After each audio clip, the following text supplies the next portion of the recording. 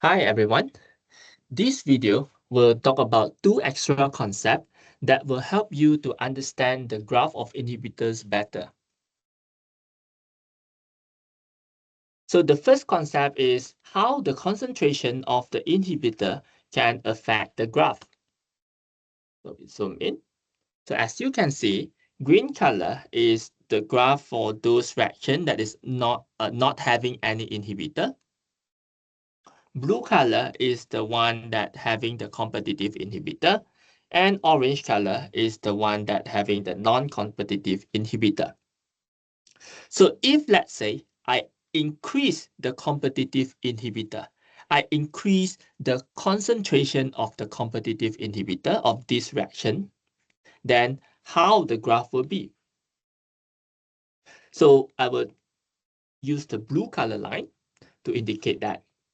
So if let's say I increase the concentration of the competitive inhibitor, then the one with higher concentration of the competitive inhibitor will show a line like this. So I will indicate that with the blue color line. Sorry, I will increase the thickness.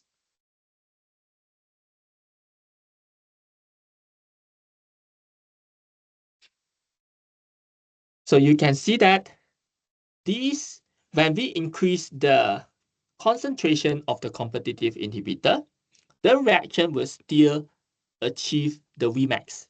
It will still achieve the same Vmax. It's just that we will need higher, even higher substrate concentration to achieve that Vmax compared to another one. So if I further increase that concentration of competitive inhibitor, then this is how the graph will be. So again, when we increase the concentration of the competitive inhibitor, this reaction will still achieve the Vmax. It's just that compared to the previous one, it will need higher substrate concentration. So if I further increase the concentration of the competitive inhibitor, then yes, it will need even higher substrate concentration to achieve the Vmax.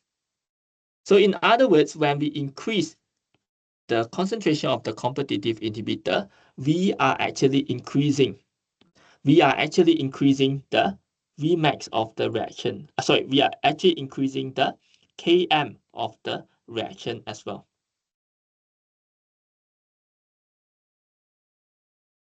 So on the other hand, what if we increase the concentration of the non-competitive inhibitor? So if we increase the concentration of the non-competitive inhibitor, so I will use the orange color line to indicate that. So if I increase the concentration of non-competitive inhibitor, so what we will have is that you will see that the line will be lower. The Vmax of that reaction will be lower. So if I further increase the non-competitive inhibitor concentration, then it will be further lower. So what we can see here is that when the concentration of the non-competitive inhibitor is being increased, then that means that more enzyme will be shut down. So when more enzyme shut down means that the Vmax of the reaction will be lower compared to the previous one. So if I further increase the concentration of the non-competitive inhibitor, then you can see that the Vmax is further lower down, because that will mean that more enzyme has been shut down. But it will not affect the Km. The Km will still be the same. It will not affect the Km of the reaction, yeah, because the Km will still be the same. So this would be the first concept. And next we'll move on to the second concept.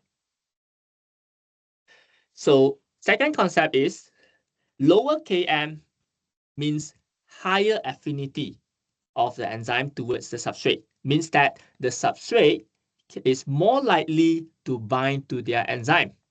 And that also means that we only need lower concentration of substrate to achieve the maximum rate of reaction. But lower Km does not mean that the enzyme is better. Yeah, lower Km does not mean that the enzyme is better. So I can give you an example here to prove that. So the example would be the glucokinase and the hexokinase. Hexokinase is the enzyme that will do the phosphorylation of the glucose after the cell take in the glucose from the bloodstream. So this occurs in most of the tissue. While glucokinase is the enzyme that doing the same function like the hexokinase, but it occurs in the liver cell. So as you can see here, hexokinase is having very low Km. Hexokinase is having extremely low Km, meaning that they have very high affinity to the enzyme. The substrate has very high affinity to the enzyme. Yeah, while glucokinase is having very high Km. It needs so high concentration of the substrate, then only then it can achieve the half Vmax. You can see here. So that means they are having very high Km, yeah, for glucokinase. So is that means that the hexokinase is better than the glucokinase? The answer is no, because the Km does not determine whether the enzyme is better or not. Okay, so what is the reason? Well, this is the glucose concentration in our blood.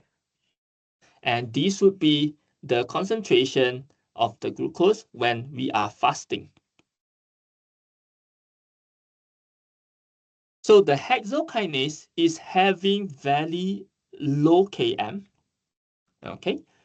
Because this is for them to carry out their function efficiently. Hexokinase occurs in most of the tissue, for example, in our muscle tissue. So with the low Km, this will allow the hexokinase still able to carry out their function efficiently, even though when our blood glucose level is very low. Yep, so this will ensure that our muscle tissue, our other body tissue will be still able to take out the glucose from the blood and then lock it inside the cell for their own use, even though when our blood glucose level is very low. As you can see, this is the fasting blood glucose.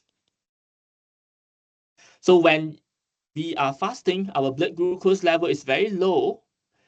Our hexokinase in all our body cell will still be able to take out the glucose from the blood because their Km is very low. So they are having very high affinity to bind to the glucose. So that's why, yep, they can lock the glucose inside, do the phosphorylation of the glucose, and thus enable the metabolism of the glucose. Then with that, yes, even with the low glucose level, our body cell will still have the glucose to produce the energy. As compared to the glucokinase, they occurs in the liver. They have a very high Km. So that means that this glucokinase in our liver cell will only start to take up the glucose for metabolism when the blood glucose level is high. When we are fasting or when our blood glucose level is low, then this glucokinase is having very low Km. It's not achieving here. Yeah, so that means that the glucokinase is actually inactive because the Km is quite high. Yeah, so that's why the glucokinase is inactive here. So with that, this will ensure that when our blood glucose level is low, our liver cell will not take out the glucose. They will not remove the glucose from the blood. And when we eat something after our diet, then our blood glucose level will be increasing.